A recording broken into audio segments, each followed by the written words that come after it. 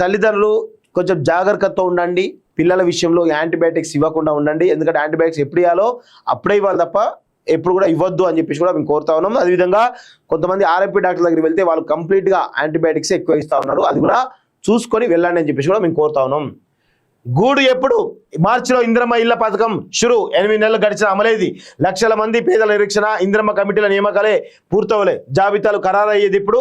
ఇళ్ల కోసం 80.54 లక్షల దరఖాస్తులు అంటూ చూస్తా ఉన్నాం. సో ఇందిరమ్మ ఇల్లు అంటూ చాలా పెద్ద ఎత్తున ఈ రాష్ట్ర ప్రభుత్వం అంటా ఉన్నది. కానీ ఇప్పటి వరకు ఒక కార్యాచరణకు రాలేదు. సో ఇప్పటికైనా కానీ హౌసింగ్ సొసైటీ మంత్రి ఎవరైతే ఉన్నారో ఆయనే దీనిపైన దృష్టి పెట్టాల్సిన అవసరం ఉంది. ముఖ్యంగా పొంగులేటి శ్రీనివాసరెడ్డి దీనిపైన దృష్టి పెట్టాలని చెప్పేసి కూడా కోరుతా ఉన్నారు. ఎందుకంటే ఆయననే గతంలో ఇందిరమ్మ ఇండ్లు చేస్తున్నాం అని చెప్పేసి పలుసార్లు చెప్పడం జరిగింది. ఇప్పటికైనా కానీ ఇందిరమ్మ ఇండ్ల విషయంలో ఎప్పుడు ఇస్తారో క్లారిటీ ఇచ్చే ప్రయత్నం చేయాల్సిందిగా మేము కోరుతా ఉన్నాం మిత్రులారా.